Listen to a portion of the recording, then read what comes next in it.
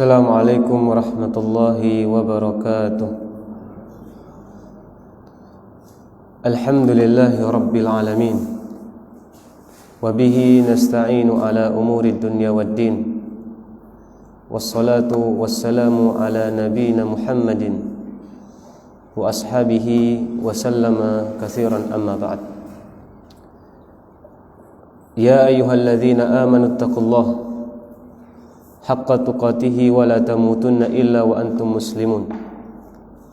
Wa ya ayyuhan nasu taqu rabbakumul ladzi khalaqakum min nafsin wahidah wa khalaqa minha zawjaha wa batha minhuma rijalan katsiran wa nisaa'a wattaqullaha alladzi tasaaluna bihi wal arham innallaha kana 'alaikum raqiba.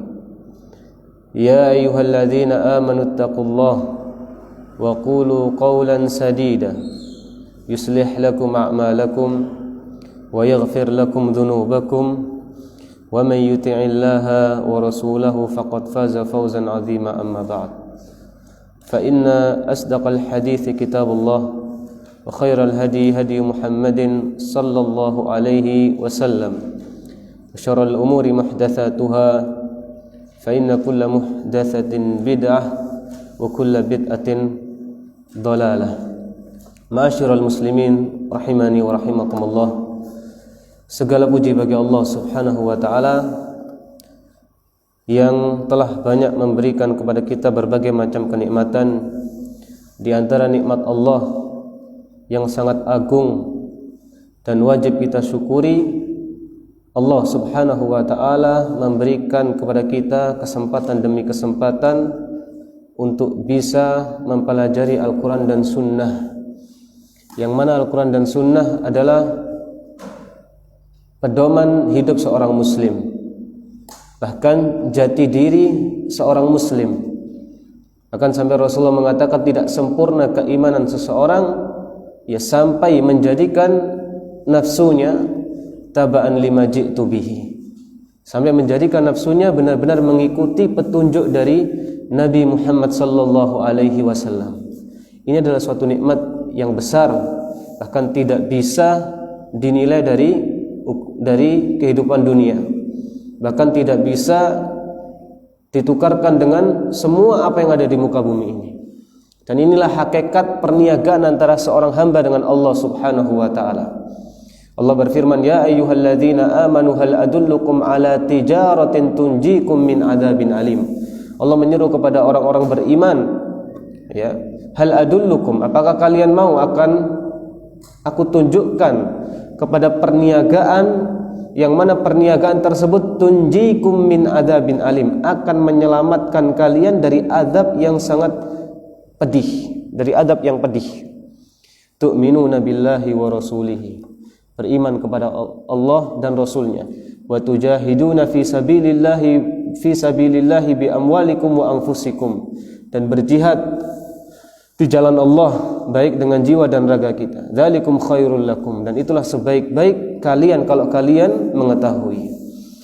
Salawat serta salam senantiasa kita junjungkan kepada Nabi kita Muhammad sallallahu alaihi wasallam serta para keluarganya dan para sahabatnya dan siapapun yang mengikuti beliau dengan baik hingga hari kiamat kelak. Ikhwani fi din, a'azani Allah wa iyyakum. Pembahasan kita masih di dalam seputar sikap loyal kepada orang kafir. Ya. Dan sebelumnya telah kita jelaskan bahwasanya loyal kepada orang kafir dari sisi diniyah, dari sisi agama, ini perkara yang ijma' diharamkan oleh para ulama. Loyal dari sisi agama. Maka akan kita lanjutkan keterangannya di sini. Dan sudah kita sebutkan dalil-dalilnya, telah kita sebutkan dalil-dalilnya, dan terakhir dalil yang kita baca kemarin adalah surat Al-Imran ayat 149. Dalil yang kita baca surat Al-Imran ayat 149.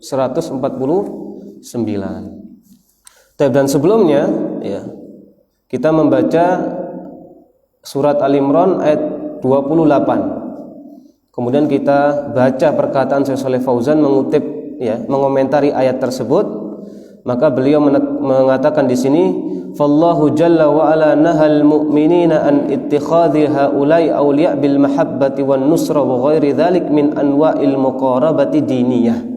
Ya, maka Allah melarang kepada orang beriman an ittikhadhi haula'i awliya, menjadikan orang kafir itu sebagai apa? Aulia, ya, teman mesra, penolong, ya, menjadikan teman akrab bil mahabbah, dengan rasa cinta, ya, dan rasa antusias, wa ghairi dzalik, dan selain dari hal itu, min anwa'il muqarabati diniyah, dengan menamakan agama. Ya, dengan menamakan agama, ya. Mengatasnamakan toleransi di dalam urusan ibadah. Nah, ini yang enggak boleh. Ini yang enggak boleh. Bahkan dengan terang-terangan, ya, dan tidak memiliki rasa malu mengatakan semua kitab suci itu sama. Ya, yang membedakan adalah orang yang membaca kitab suci. Ini perkataan yang syubhat sekali. Artinya yang disamakan itu kitab suci yang mana? Kalau kitab suci yang diturunkan kepada para rasul itu sama, kandungannya sama, berbicara tentang tauhid, berbicara tentang ketaatan kepada Allah dan Rasulnya. Ya, tapi kalau kitab suci yang ada sekarang, maka kitab suci yang dijamin oleh Allah kesuciannya adalah Al-Quran. Ya, dan ini banyak kejahilan orang, ya, seakan-akan menganggap perkataan itu perkataan yang remeh. Ya, perkataan yang remeh, perkataan yang tidak ternilai secara agama.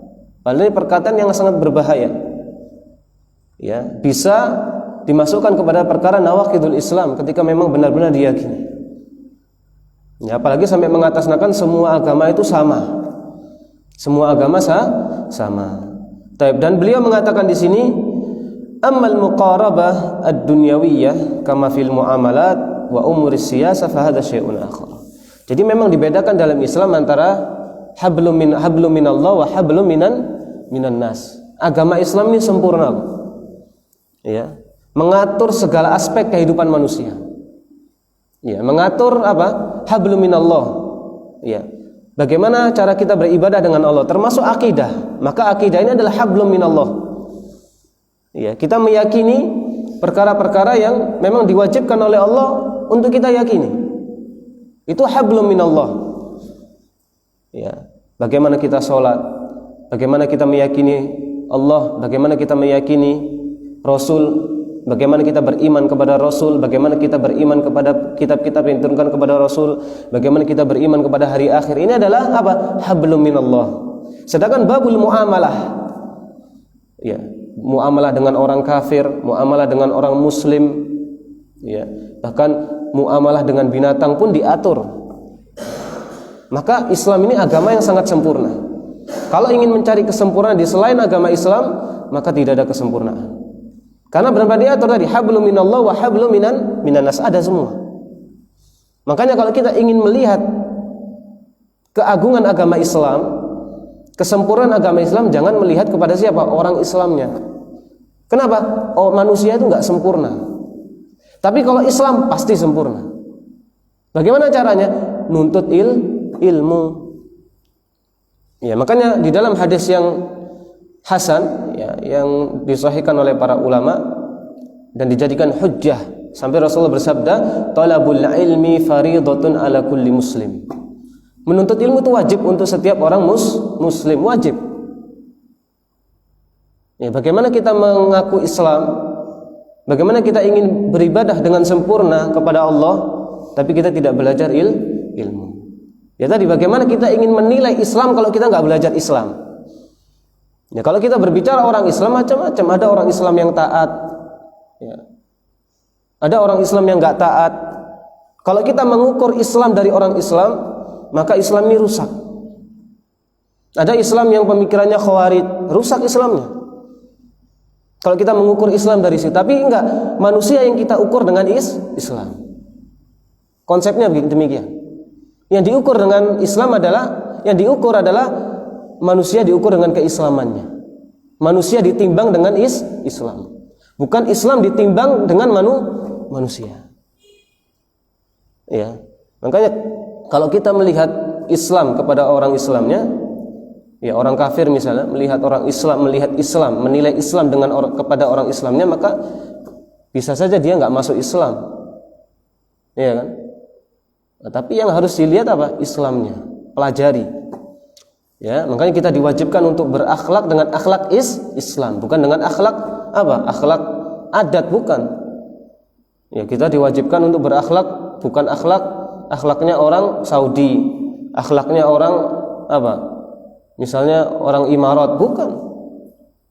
Akhlaknya orang Islam. Ya. Yang kita junjung tinggi itu Islam. Ya, yang kita junjung tinggi Islam. Itu cara konsep berfikirnya. Tabikhani fi din azanillahu wa iyyakum. Taib.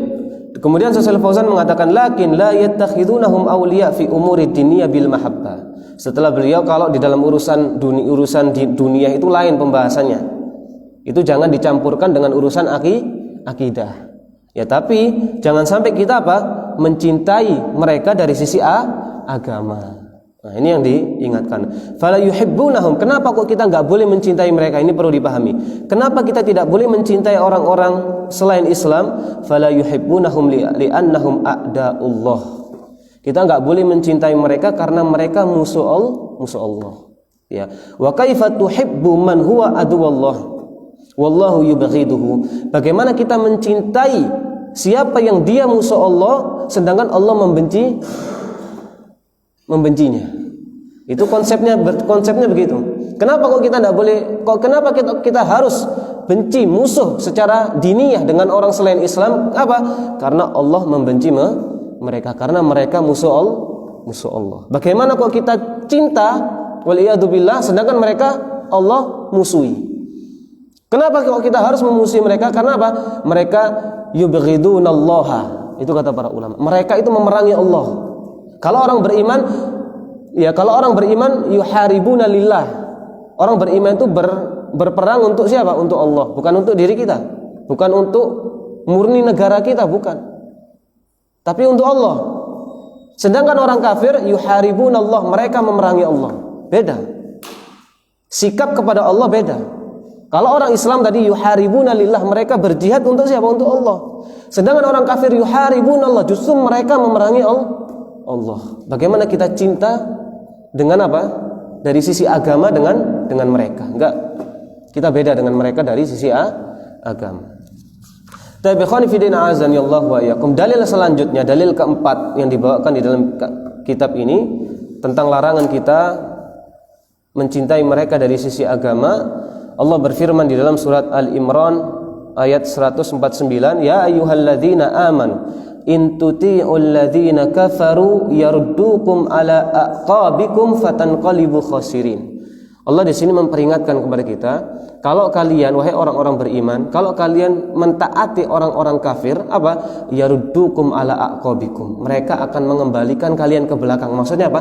Akan menjadikan kalian murtad. Iya. Fatanqalibu khasirin, maka kalau sudah murtad kalian menjadi orang yang merugi dunia dan akhirat. Dan ini cocok sesuai dalam firman Allah dalam surat Al-Baqarah ayat 120. Ayat yang sudah sering kita dengar, walan tarda ankal yahudu walan nasara hatta tattabi'a millatahum. Orang Yahudi dan Nasrani enggak pernah ridho dengan siapa? Dengan Rasul dan siapapun yang mengikuti Nabi Muhammad sampai apa? Sampai kita ini mengikuti agama mereka. Maka di sini Allah mengatakan kul inna hudallahi huwal huda. Katakanlah wahai Nabi Muhammad, petunjuk Allah itulah petunjuk. Itulah yang benar. Wala ini taba'ta ahwa'ahum, kalau engkau wahai Muhammad SAW mengikuti hawa nafsu mereka, Allah mensifati orang Yahudi dan Nasrani dengan apa? Pengikut hawa nafsu. Kenapa kok mereka pengikut hawa nafsu? Dua saja dibuat dalil. Apa? Mereka suka membunuh para nabi. Itu sudah dalil yang sangat kuat kalau mereka pengikut hawa nafsu. Ketika syariat nggak sesuai dengan hawa nafsunya mereka, nabinya dibunuh. Nah, itu sudah kebiasaan mereka. Kebiasaan mereka. Bahkan Allah dihina. Allah dihina, dikatakan fakir, miskin Allah itu. Kita yang kaya. Ini dua hal ini yang Allah abadikan di dalam Al-Quran cukup sebagai apa? Tanda kalau mereka ini pengikut hawa nafsu. Makanya benar, wala ini taba'ta ahwa'ahum, kalau engkau mengikuti hawa nafsu mereka, ba'dal ladzi ja'aka minal ilmi, sedangkan engkau ini telah diberikan ilmu yang benar oleh Allah, malaka minallahi min waliyyin wala nasir. Enggak ada penolong bagimu wahai Muhammad sallallahu alaihi wasallam. Ini khitab kepada siapa? Yang diajak bicara siapa? Nabi Muhammad. Tapi kata para ulama sesuai dengan kaidah fikih yang dijadikan pelajaran apa? Bi umumil lafdzi la bi khususis sabab. Meskipun khitabnya Nabi Muhammad tapi lafadznya secara umum. Ya, Nabi Muhammad saja diperingatkan demikian apalagi kita. Maka peringatan untuk Nabi Muhammad maka sangat berlaku peringatan untuk pengikut Nabi Muhammad. Bahkan kita ini lebih aula, lebih keras peringatannya. Kalau Nabi Muhammad sudah maksum, nggak mungkin melakukan kesalahan, nggak mungkin melakukan dosa. Dosa saja nggak mungkin, apalagi hal kekufuran. Tapi masih diancam. Apalagi orang seperti kita, nggak ada jaminan surga, nggak ada jaminan maksum. Ya, maka ini Allah berbicara kepada Nabi Muhammad. Enggak ada penolong lagi di hari akhirat. Sedangkan penolongnya hanya siapa? Allah. Malaka minallahi min waliyyin wala nasir. Sudah enggak ada penolong, enggak ada dan enggak akan ditolong pada hari kiamat. Fatanqalibu khasirin, kalian akan menjadi orang-orang yang merugi. Maka di sini dikatakan oleh Syekh Sulaiman, cucunya dari Syekh Muhammad bin Abdul Wahhab, fa akhbara ta'ala annal mu'minin in ata'ul kufar falabudda ayyarudduhum ala aqabihim anil Islam fa innahum la yaqna'una minhum bidunil kufri. Di sini Syekh Sulaiman mengkomentari ayat ini. Di sini ada kabar dari Allah, ada pelajaran yang sangat besar dari Al-Quran apa? Kalau orang mukmin mentaati orang kafir, maka harus orang muslim itu murtad. Artinya tujuan orang kafir memurtadkan orang Islam. Ya, la yaqna'u minhum bidunil kufri. Orang kafir itu enggak akan puas dengan kita sampai mereka memasukkan kita ke dalam agama mereka. Ini tujuan yang sudah pasti. Tujuan yang pasti kan enggak akan terhapus. Karena ini Al-Quran yang berbicara, bukan kita. Ya, makanya dari sisi agama, lakum dinukum waliyadin. Ini udah jangan disama-samakan. Jangan pakai acara bikin acara bertemu empat mata disiarkan, ya kemudian untuk mendekatkan satu agama dengan agama yang enggak ada. Sudah lakum dinukum waliyadin. Islam, Yahudi, kafir, musyrik dan seterusnya. Ya, kalau kita berperang secara keyakinan dengan selain agama, itu sudah biasa, dari dulu sudah seperti itu. Bahkan mereka itu juga ketika mereka ibadah di tempat mereka juga menghina kita. Tapi itu urusan mereka, gitu loh. Mereka kalau bilang umat Islam ini dengan apa? Domba-domba tersesat. Itu istilah mereka untuk kita. Tapi kita nggak pernah baper. Ya karena apa? Itu urusan mereka, kita nggak ngurus. Yang kita urus siapa? Islam. Ya, makanya jangan salahkan kalau kita mengklaim mereka dengan kafir, karena mereka tidak beriman. Dan itu memang arti kafir itu. Untuk apa? Arti kafir sudah kita jelaskan, itu istilah untuk orang yang tidak mau beriman. Nah sekarang kalau dibandingkan kata-kata kafir dengan kata-kata domba tersesat, lebih baik mana? Lebih baik kata-kata kafir. Karena itu untuk mensifati orang yang tidak mau beriman. Ya. Nah, jadi kalau istilahnya perbedaan secara agama dan berperang secara agama, artinya dengan kita memiliki keyakinan berbeda, mereka memiliki keyakinan berbeda, itu sudah konsekuensinya seperti itu. Namanya beda kok, kan gitu kan? Ya. Yang penting apa? Harus dibedakan antara babul hablum minallah dan hablum minan nas. Ini yang penting. Ini yang penting. Makanya belajar agama itu penting. Sudah kita sampaikan berkali-kali, orang Khawarij itu Kesalahan yang paling fatal apa? Mereka pembaca Al-Quran tapi tidak memahami isi Al-Quran. Bahkan mereka meninggalkan siapa? Meninggalkan para sahabat. Ya, barisan para sahabat ditinggalkan oleh mereka. Mereka pahami Al-Quran dengan apa? Dengan akal mereka sendiri, dengan hawa nafsu mereka sendiri. Ulama yang ada di barisan para sahabat mereka tinggalkan semua. Makanya ketika Abdullah bin Abbas datang kepada mereka untuk mendakwai mereka, Abdullah bin Abbas mengatakan apa? Kalian bukan dari kami dan kami tidak seperti kalian. Artinya kata Abdullah bin Abbas, dari kami tidak ada yang golongan kalian. Kita ini beda gitu loh. Itu Islam yang radikal, kami Islam yang rahmatan lil alamin. Ya, itu sebelum terjadi dialog antara Khawarij dan Abdullah bin Abbas, diyakinkan dulu, ditegaskan, kami ini bukan dari kalian dan kalian bukan dari kami. Ya, kenapa? Ya tadi kesalahan mereka tidak membaca Al-Quran tapi tidak dipelajari isi Al-Quran, tidak kembali kepada warasatul anbiya, tidak kembali kepada ra'sus salaf. Siapa ra'sus salaf? As-sahabatu radhiyallahu anhum. Jadi dari dulu orang yang menyelisih para sahabat mereka menyimpang. Itu dulu sudah terjadi. Padahal mereka sezaman dengan sahabat. Tapi ketika mereka keluar dari barisan mereka menyimpang. Apalagi sekarang orang yang sudah jauh dari barisan dari generasi para sahabat. Jadi kemungkinan penyimpangan itu ya sangat besar. Ya, kemungkinan penyimpangan itu sangat besar. Rasul mengabarkan jauh-jauh hari apa? Terjadi perpecahan jumlahnya 73. 73 ini semua diklaim, diancam ya. Diancam bukan masuk ya. Beda ancaman dan masuk. Kalau ancaman itu haknya Nabi untuk mendakwakan. Tapi kalau memasukkan ke dalam neraka itu bukan haknya kita, tapi haknya Allah. Nabi hanya menyampaikan ancaman, diancam di neraka. Urusan di neraka yang tidak tahu urusannya Allah. Bukan urusan kita. Belum tentu masuk neraka. Karena itu sifatnya cuma ancaman. Tapi lihat para sahabat. Yang ditanya apa? Yang 72 atau yang satu? Yang satu. Para sahabat bertanya, yang selamat yang mana wahai Rasul? Ma'ana alaihi wa ashabi. Karena itu sudah cukup menjadi modal apa? Untuk menangkis kebatilan. Sebagai pedoman untuk menjalankan Islam secara benar. Ya, inilah pentingnya kita belajar. Baik. Wa akhbara annahum in fa'alu dzalika saru minal khasirin fid dunya wal akhirah.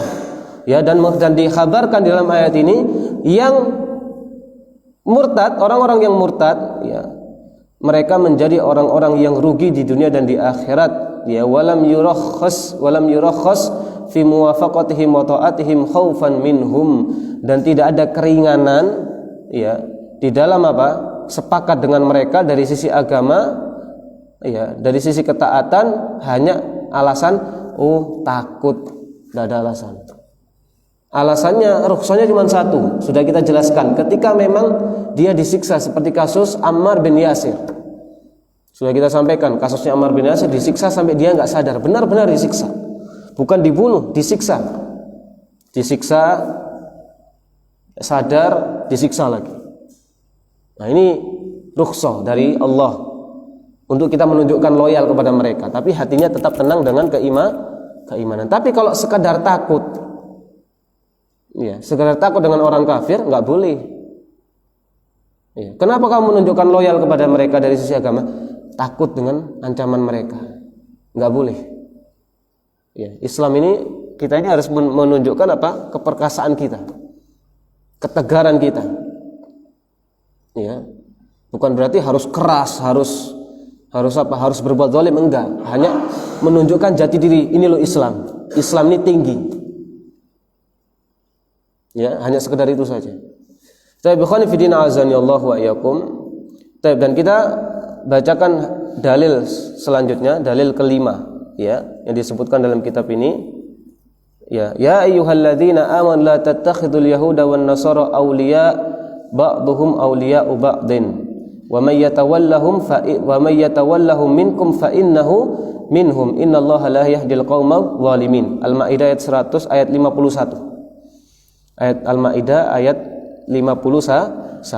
Allah mengatakan, wahai orang-orang beriman, janganlah kalian menjadikan Yahudi dan Nasrani sebagai apa? Aulia, wali-wali kalian, sebagai penolong, sebagai teman setia. Ya, kita loyal kepada mereka dari sisi urusan agama. Jangan ba'duhum auliya'u ba'din, karena secara asal ya orang kafir ya walinya orang kafir. Orang kafir ya harus loyal kepada orang kafir. Orang Islam harus loyal kepada orang Islam. Itu secara asal. Dari sisi apa? Hablum minallah.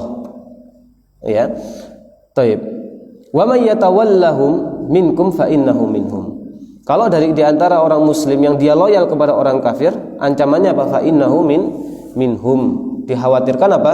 Dia termasuk dari orang kafir. Dan Allah tidak akan memberikan hidayah kepada orang-orang yang zalim. Ikhwani fi din azanillahu wa iyyakum, ya. Ayat ini jelas melarang kita untuk menjadikan orang kafir sebagai wali. Dan kita kutip kisah Umar bin Khattab radhiyallahu anhu. Ya. Di dalam riwayat Imam Ahmad disebutkan, ya, dan riwayat ini sahih, disahihkan oleh para ulama. Suatu ketika, ya, Abu Musa al-Asy'ari radhiyallahu anhu, ya, berkata kepada Umar, inni li katiban nasraniyan.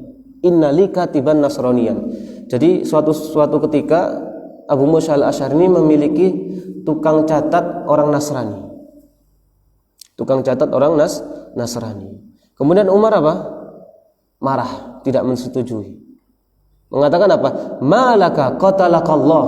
Celaka engkau. Semoga Allah membunuhmu. Kalimat ini bukan apa ya? Kalimat ini kalimat untuk menghardik. Bukan untuk apa? Mendoakan supaya engkau mati, bukan. Ini biasa. Dijelaskan oleh ahlul lughah, orang Arab dulu sedemikian. Kalau menghardik dengan kalimat-kalimat demikian, qatalakallah. Qatalakallah itu secara asal katanya semoga engkau terbunuh. Tapi kalimat ini bukan untuk doa, kata para ulama, bukan untuk mendoakan, tapi kalimat untuk menghardik. Kalimat teguran artinya teguran yang sangat keras. Teguran yang sangat keras. Malak, ya kalau sekarang ya di negara Yaman itu yang sering digunakan kata-kata malak. Itu teguran, hardikan yang keras. Kalau qatalakallah ini sekarang sudah jarang. Tapi kata-kata malak, nah di sini ada kata-kata malak, ya. Itu teguran yang sangat keras. Ala ittakhadta hanifan. Ala ittakhadta hanifan. Kenapa enggak mencari tukang catat orang muslim? Ya cari dulu orang muslim. Ini beda dalam sistem khilafah. Jadi kalau dalam sistem khilafah itu ya enggak boleh orang kafir ya diberikan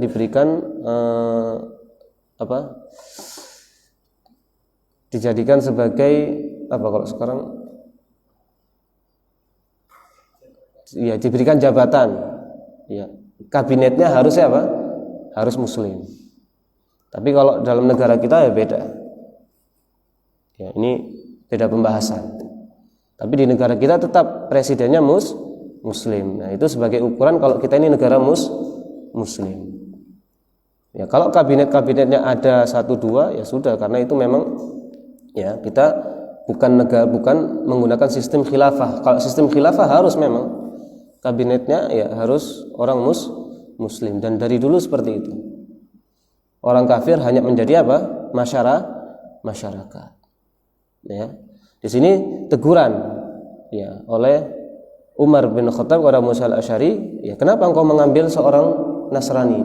Nah, Abu Musa al-Asy'ari mengatakan, ini orang Nasrani ini pintar di dalam urusan ya apa kalau sekarang bahasanya apa? Apa? Iya, sekretaris ya. Dalam urusan sekretaris itu pintar. Iya. Nah, Umar bin Khattab nggak mau tahu, tetap cari dulu orang muslim. Cari orang muslim yang pintar. Ya, jangan karena alasan orang ini pintar kemudian dijadikan apa? Diberikan jabatan. Ya, kemudian Umar mengatakan radhiyallahu la ukrimuhum id ahanallah. Aku enggak akan memuliakan mereka. Kenapa? Karena mereka sudah Allah hinakan. Ya, jadi Umar enggak mau memuliakan mereka.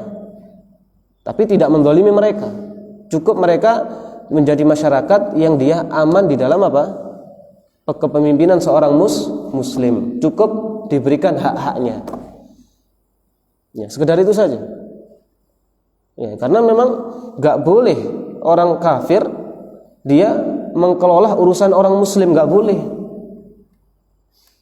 Ya, khilafah kan urusannya orang Islam, jadi nggak boleh. Ya, orang-orang kafir mengetahui rahasia-rahasia orang Islam. Orang muslim yang mengurus harus orang muslim. Ya, aturannya demikian. Makanya Umar marah. Ya. Bahkan disuruh tetap cari orang yang muslim. Ya, kenapa alasannya? Aku tidak akan memuliakan mereka karena mereka Allah sudah hinakan. Dan aku tidak mengangkat mereka karena mereka Allah telah menghinakan mereka. Ya. Ini adalah kalimat yang sangat tegas dari Umar bin Khattab radhiyallahu anhu dan sebagai panutan kita. Ya. Karena khilafah, ya, sistem khilafah adalah sistem Islam. Ya, jadi yang pengurusnya harus orang-orang muslim. Demikian. Ya. Taib. Ini sebagai bahan benar-benar ya dalam urusan agama kita ini harus jauh-jauh dari loyalitas kepada orang kafir. Ya, dari orang kafir. Bahkan urusan orang beriman tidak boleh diurus oleh orang kafir. Ya, urusan orang muslim tidak boleh diurus oleh orang kafir. Ya. Kalau seurusan bukan urusan orang muslim, ya itu secara umum baik muslim kafir itu ya nggak apa-apa diurus mereka. Ya, seperti misalnya Menteri Pertahanan Indonesia itu nggak harus orang muslim. Kenapa? Karena memang pertahanannya hanya Indonesia saja gitu. Iya. Jadi selain orang muslim pun tidak ada masalah. Ya, karena tadi sistemnya juga bukan sistem khilafah. Iya. Atau contohnya seperti kepolisian, itu nggak harus semua polisi orang muslim, nggak boleh orang kafir. Karena judulnya apa? Tugas negara, polisi negara. Jadi urusannya dengan negara. Ya. Jadi nggak harus dijadikan bahan, ini Indonesia negara kafir. Alasannya polisinya ada orang kafir, nggak ada kaitannya dengan itu. Ya, nggak ada urusannya dengan itu. Ya, ini salah paham namanya. Ya, jadi harus benar-benar dipahami. Ya, kayak tadi seperti instansi kepolisian, tentara boleh orang kafir, orang mukmin masuk di situ. Ya, tidak ada masalah. Bukan jadikan ukuran itu negara muslim atau negara kafir hanya dengan urusan itu. Baik. Khawani fillah azani Allah wa iyyakum. Ya, kemudian ya, kita bawakan ayat selanjutnya surat Hud ayat nomor 113. Ya. Ayat Hud ayat 113. Allah berfirman wala tarkanu ilal ladzina zalamu fatamassakumun nar wama lakum min dunillahi min awliya tsumma la tunsarun. Ya. Janganlah kalian ya cenderung kepada siapa? Orang-orang zalim. Yang dimaksud orang-orang zalim adalah selain orang Islam. Ya, Allah mensifati mereka dengan orang-orang zalim. Ya. Fatamassakumun nar. Kenapa? Sebabnya kalian bisa dilahap dengan api neraka, bisa disentuh dengan neraka. Wa malakum min dunillah min auliya. Ya. Dan tidak ada penolong selain Allah. Tsumma la tunsurun. Nah, dan kalian tidak akan ditolong. Ya, qala Syekh Sulaiman rahimahullahu taala fa dzakara anna ar-rukuna ila adh-dhalama minal kuffar wadh-dhalimin mujibun limasisin nar. Ya, apa tadi? Cenderung kepada orang zalim, yaitu dari kalangan orang kafir, ya. Maka ini menjadikan seseorang bisa tersentuh dengan api neraka. Walam yufarriq baina man khafa minhum wa ghair illa al-mukrih. Dan ukuran yang diberikan udzur di sini adalah cuman orang yang mukrih, seperti kasusnya Ammar bin Yasir, orang yang memang terpaksa. Ya, seperti kasus Ammar bin Yasir memang dia diberikan keringanan oleh Allah untuk menunjukkan loyal secara lafaz saja. Secara lafaz, bukan secara hati. Tapi kalau sekedar takut ini enggak masuk. Jadi kita nggak perlu takut untuk menunjukkan jati diri kita muslim. Ya, nggak perlu takut, nggak boleh. Ya. Taib. Dan juga Syekh Shalih Fauzan mengomentari dengan kalimat yang sama. Wa bayyana Syekh Al-Fauzan dzalik bi anna rukuna ilal kufar yashmal rukun ilaihim bil qalb war rukuna ilaihim bil a'mal, ya. Nah, ini perkataan yang bagus. Ya, saya selalu mengatakan, ya, bahwasanya cenderung kepada orang kafir itu mencakup cenderung kepada mereka secara hati. Ya, yang dimaksud dengan cenderung dengan orang kafir itu mencakup cenderung kepada mereka dengan hati dan juga cenderung mereka dengan apa? Dengan amal, dengan perbuatan. Contohnya apa? Bi ayyunasirahum wa yu'ayyidahum warukun ilaihim bil wala wal intimah.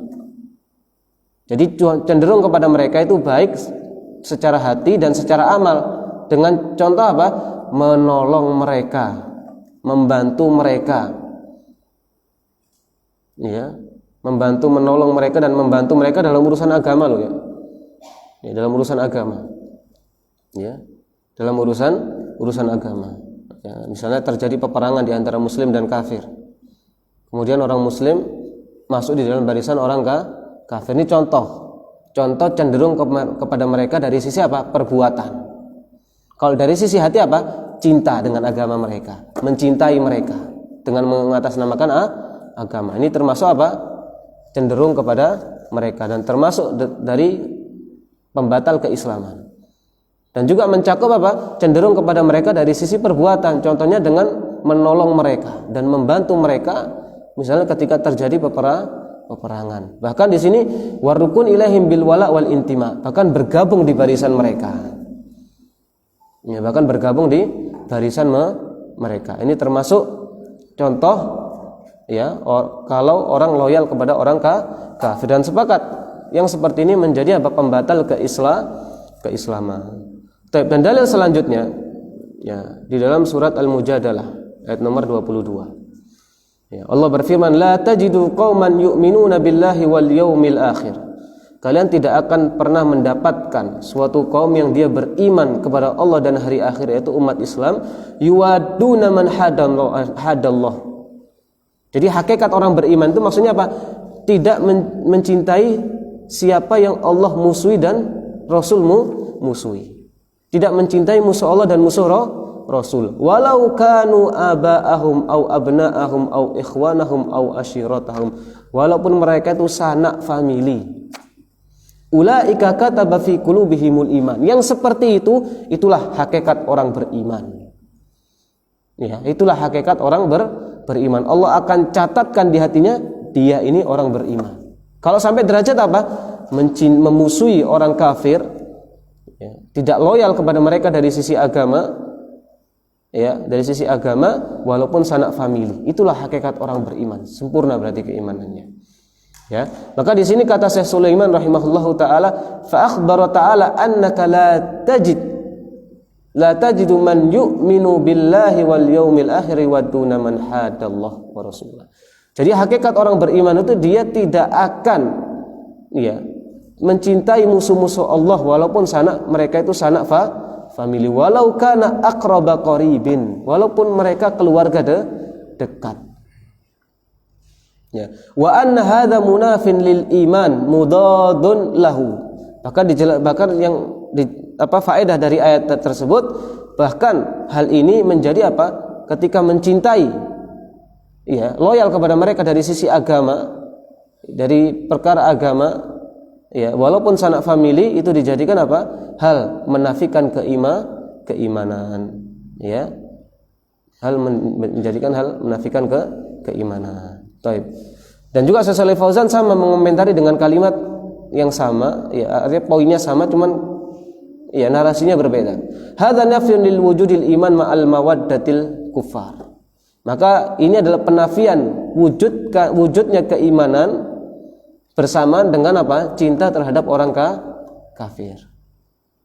Ya. Jadi kalau ingin menjadi orang beriman, jangan cinta kepada orang kafir. Ya, jangan cinta kepada orang kafir. Ya, fadalla ala anna alladhi yu'minu billahi wal yawmil akhir la yuwaddul kufar. Maka menunjukkan orang yang beriman dengan Allah dan hari akhir, dia tidak akan mencintai orang kafir. Wa annal ladzi yuwaddul kuffara la yu'minu billahi wal yaumil akhir. Dan orang yang mencintai orang kafir berarti tidak beriman dengan Allah dan hari akhir. Wa kafa bihadza zajiran an mawaddatihi. Maka cukup dengan ayat ini sebagai apa? Penolak, sebagai tameng untuk tidak mencintai mereka. Seharusnya dengan satu ayat ini cukup kita tidak mencintai mereka. Tapi kan sekarang dengan berbagai syubhat, dengan berbagai alasan, kalau kita enggak loyal kepada mereka, ya, seakan-akan kita ini akan berbuat jahat kepada mereka. Nah, ini enggak tepat. Makanya tadi harus kita pahami, harus kita petakan dulu gitu loh. Mana hablum minallah, mana hablum minan nas. Ini harus dipetakan dulu. Kalau ini dicampur aduk, rusak agama ini jadi. Agama akan menjadi rusak. Jadi ini dipetakan. Kalau dalam urusan agama sudah lakum dinukum waliyadin. Ya, kalau dalam urusan selain agama itu termasuk babul adalah, bab tentang keadilan. Taib. Dan kita baca juga ayat dalil yang lain dari surat Al-Mumtahanah ayat nomor 1. Di dalam surat Mumtahanah itu ada dua keterangan, ya, ayat 1 dan ayat 8. Nah, ayat 1 ini berfirman, ya ayyuhalladzina amanu la tattakhidu aduwi wa aduwakum awliya.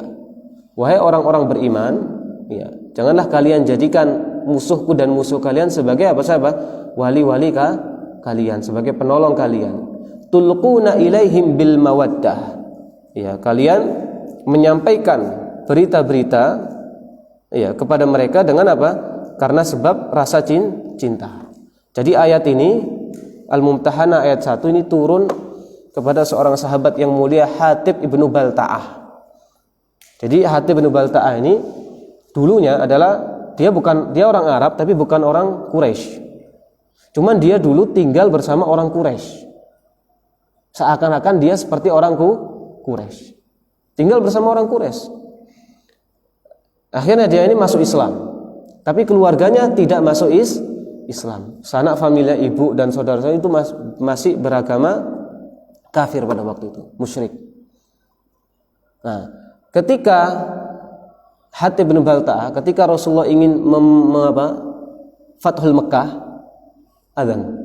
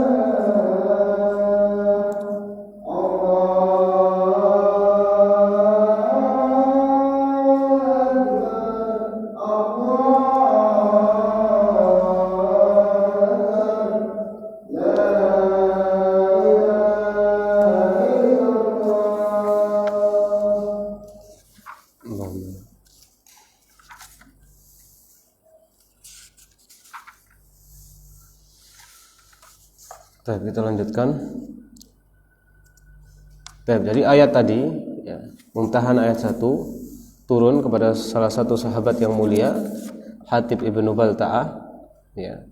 Jadi Hatib ibnu Balta'ah ini memiliki sanak famili yang ada di kota Mekah ya. Ada di kota Mekah dan kondisi sanak familinya masih dalam keadaan musyrik.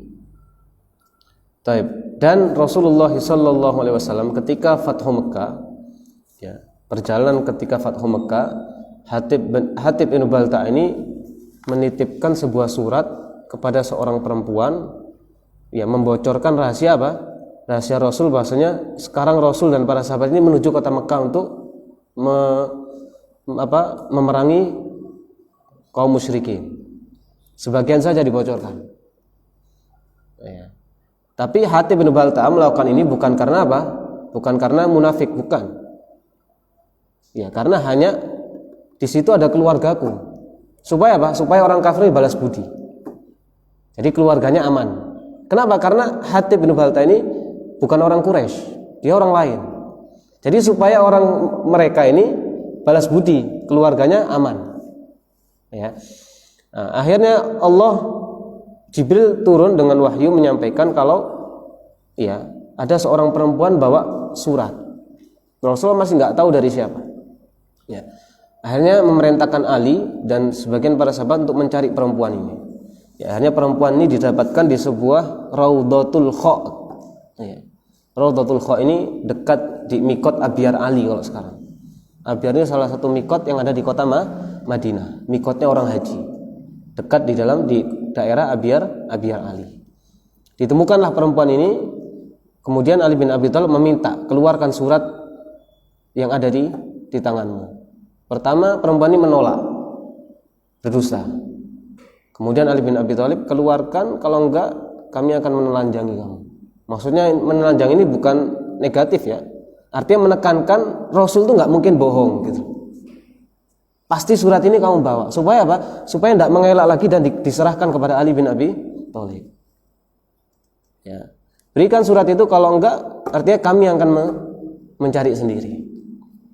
Ya, akhirnya diserahkanlah surat ini, langsung dibawa kepada Rasul dan dibuka, tulisannya tertera di situ min Hatib ibnu Balta'ah, dari Hatib ibnu Balta'ah, menyampaikan bahwasanya Rasulnya sedang ya berjalan menuju kota Mekah untuk menyerang orang musyrik. Dipanggil Hatib, di cross check dulu. Ya. Ini sebenarnya dosa besar ini, membocorkan rahasia Rasul, dosa besar. Ya. Dipanggil Hatib bin Balta'ah, ma hamalaka ala hadza? Apa yang menyebabkanmu? Umar bin Khattab waktu itu sudah marah, menyampaikan kepada Rasulullah, biarkan saya penggal kepalanya orang munafik. Ya. Umar sudah marah, cuman Rasulullah ya menyampaikan untuk sabar dulu dan di cross check. Kenapa? Akhirnya dijelaskan, saya ini, keluarga saya bukan orang kufar Quraisy. Jadi saya membocorkan supaya apa? Supaya ada jaminan keamanan untuk keluarga saya. Bukan karena saya munafik, bukan karena saya ini membenci Islam, bukan. Kemudian Rasulullah SAW apa? Membenarkan alasannya. Ya, dan Rasulullah melarang Umar untuk membunuh. Kenapa? Karena Hatib bin Balta'ah ini memiliki satu fadilah yang sangat besar, apa? Termasuk Ahlul Badr. Dan antum tahu fadilah tentang Ahlul Badr. Allah menyampaikan kepada Ahlul Badr, orang yang mengikuti perang Badar, if'alu ma syi'tum wa qad ghafartu lakum. Sudah diampuni dosanya orang Ahlul Badr ini, saking agungnya perang Badar. Makanya kesalahan Hatib bin Abi Balta'ah itu terhapus dengan apa? Dengan fadilah perang Badar. Ya, karena perang Badar perang yang sangat agung, perang paling agung. Ya, sampai Rasulullah memberikan jaminan kepada Ahlul Badar untuk diampuni semua dosanya. Dan pada kala waktu itu Hatib bin Balta'ah melakukan satu kesalahan dosa besar, membocorkan rahasia Rasul kepada orang musyrik.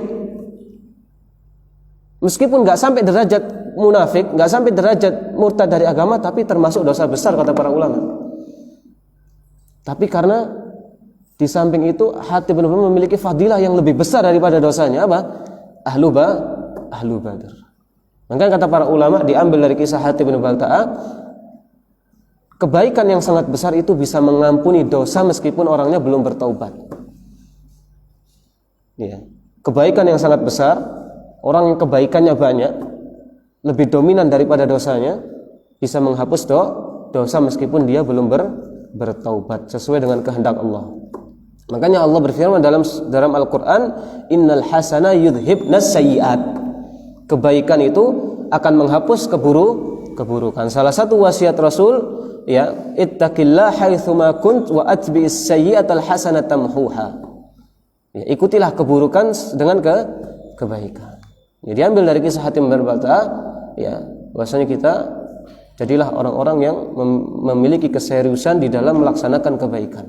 Rasulullah bersabda, man batta'a bihi amaluhu lam yusri' bihi nasabuh. Orang yang amalnya lambat, tidak ada yang bisa mengangkat derajatnya, hatta itu nasabnya. Walaupun dia nasabnya dekat dengan kepada Rasul, tapi kalau amalnya lambat, maka nasabnya tidak bisa mengangkat derajat seseorang tersebut. Ya, inilah amal yang, ya, kehebatan amal yang besar. Baik. Maka ayat ini turun kepada Hatib bin Balta'ah, ya, karena ini urusan agama. Itu kan urusan agama, ingin Fathu Mekah. Kota Mekah ini diperangi, ya, tujuan untuk menyerang kota Mekah supaya menjadi negara ini urusan agama. Makanya dilarang, ya, turun ayat itu, la tulquna ilaihim bil mawaddah. Jadi Hatib bin Balta'ah membocorkan dengan dasar apa? Karena cinta kepada keluarganya, bukan karena nifaq, ya. Waqad kafaru bima ja'akum minal haqq. Diingatkan oleh Allah, mereka itu orang-orang yang kufur kepada kebenaran. Bahkan bukan hanya kufur, yukhrijunar rasula wa iyyakum. Kalian semua itu diusir dari kota Mekah. Ya, diingatkan untuk tidak boleh loyal kepada mereka. Kenapa? Pertama, mereka sudah kufur kepada Rasul. Bukan hanya kufur keadaan mereka, mengusir Rasul dan kalian. Ya, mengusir Rasul dan kalian. Ya, dengan sebab apa? Antu'minu billahi ya rabbikum, billahi rabbikum. Karena apa? Karena kalian ini bukan kesalahan, karena kalian ini adalah orang beriman. Jadi mereka mengusir itu bukan karena apa? Bukan karena mereka mencuri hartanya orang kufar, bukan karena ingin, ya, menguasai, enggak, karena hanya sekedar iman. Beriman kepada Allah dan Rasulnya diusir. Ya. Taib ikhwani fi din azani Allah wa yakum. Maka ayat ini turun kepada Hatib ibnu Balta'ah.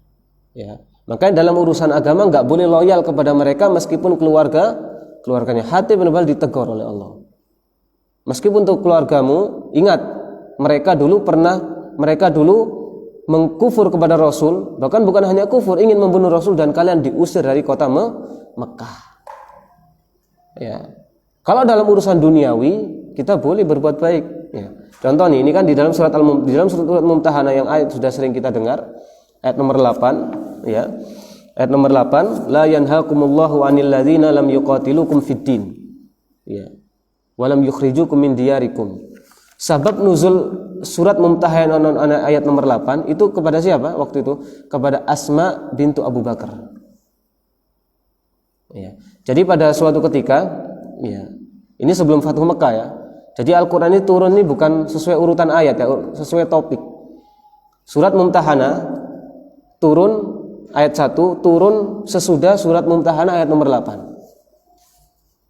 Kalau urutan ayat itu dari Rasul, ini ayat nomor 1. Tapi turunnya ayat itu bukan sesuai urutan ayat, sesuai topik. Maka ayat 1 turun belakangan daripada ayat nomor 8. Ya, ayat nomor 8 turun duluan. Ayat nomor 8 ini sebab turunnya apa? Asma bintu Abu Bakar.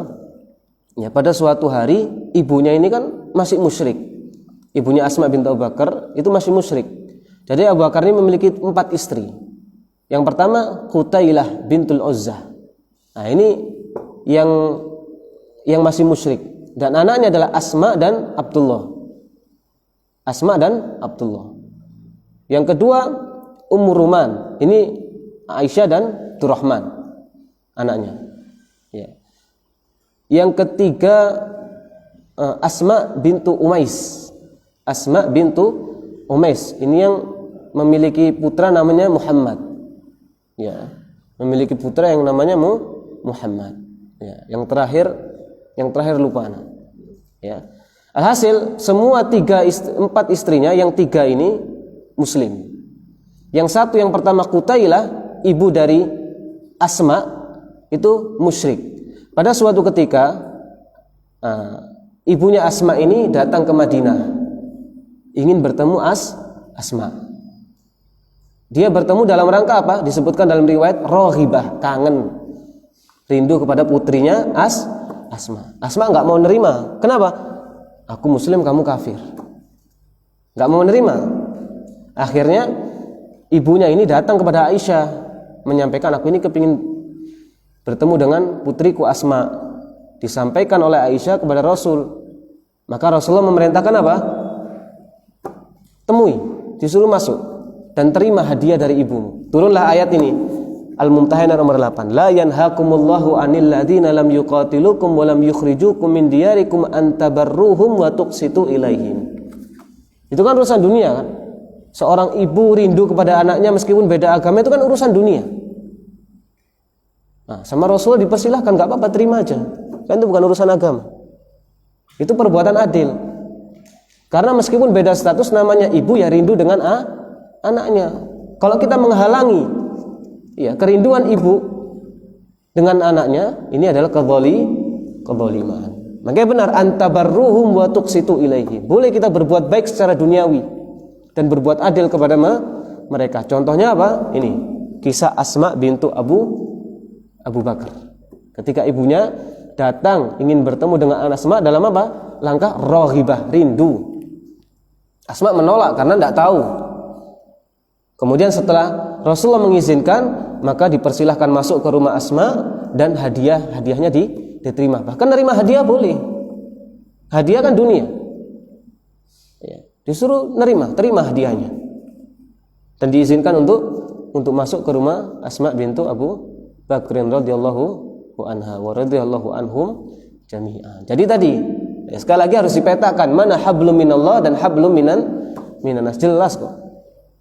Yang enggak jelas itu kadang apa? Kita. Ya, makanya kita harus belajarnya jelas. Ya, orang kalau enggak belajar, dia enggak memetakan mana hablum minallah, mana hablum minanas. Jadi gampangnya kalau kita ada orang selain agama Islam, orang kafir, tiba-tiba membawa barang dan jatuh, boleh kita tolong, enggak ada masalah. Kita ambil barang yang jatuh, kita naikkan, boleh. Karena ini bukan urusan agama. Ya. Sama, mereka juga boleh menolong kita. Tapi kalau dalam urusan agama, ya enggak boleh. Ya, orang muslim ikut campur dalam ibadahnya mereka ikut campur dalam ibadah kita, enggak boleh. Cukuplah surat Al-Kafirun itu sebagai pedoman kita. Padahal kalau waktu itu orang kafir itu enggak minta agama ini dimix. Ya. Ikut campur aduk satu dengan lain. Permintaan orang munafik, orang kafir pada waktu itu apa? Orang musyrik. Sehari menyembah Islam, sehari menyembah agama mereka, Tuhan mereka. Sehari-sehari. Jadi sekarang Islam, besok kafir. Besok kafir, sekarang Islam. Itu permintaan orang munafik. Bukan dicampur antara Islam dan kafir. Mereka enggak mau. Ya, nah sekarang aneh, orang Islam kok mau dicampur aduk agamanya dengan orang kafir. Itu saja Allah turun surat Al-Kafirun dengan sebab apa? Permintaan mereka sehari Islam, sehari kafir. Maka tegas, lakum dinukum waliyadin. Agama kalian, agama kita, agama kita. Bahkan di dalam bab muamalat lain, Rasulullah sampai apa? Pernah pakaian perangnya digadaikan kepada orang siapa? Orang Yahudi. Jadi Rasulullah membeli makanan, tapi dengan menggadaikan apa? Pakaiannya. Ini kan muamalah, boleh. Jadi kita loyal kepada orang kafir. Misalnya di dalam urusan dunia, ya, kita ambil contoh misalnya ada orang Islam dan orang kafir sama-sama buka toko HP misalnya. Kita lebih cocok kepada dagangannya orang kafir. Kenapa? Karena misalnya harganya lebih murah dan karena barangnya bagus-bagus misalnya. Ini nggak apa-apa. Jangan orang dikatakan ente murtad, ente gara-gara beli dagangan di orang kafir. Enggak. Ini hablu, ini muamalah. Iya, loyal di dalam masalah itu nggak ada masalah. Kita lebih memilih beli beras di orang Cina, nggak ada masalah. Kenapa? Oh, di sana lebih murah, barangnya bagus-bagus. Ya, makanya orang Islam juga harus perhatian, cari barang yang berkualitas. Ya, kalau kepingin laku dagangannya. Ya. Ya. Cari pasang harga yang jangan ngambil untung banyak, misal strategi dagang kan gitu. Ya, baik. Itu jadi harus dibedakan antara babul ibadah dan babul muamalah. Baik, mungkin yang bisa kita sampaikan. Mungkin ada pertanyaan? Saya kira jelas ya. Baik, subhanakallahumma wa bihamdika asyhadu an la ilaha illa anta astaghfiruka wa atubu ilaik. Assalamualaikum warahmatullahi wabarakatuh.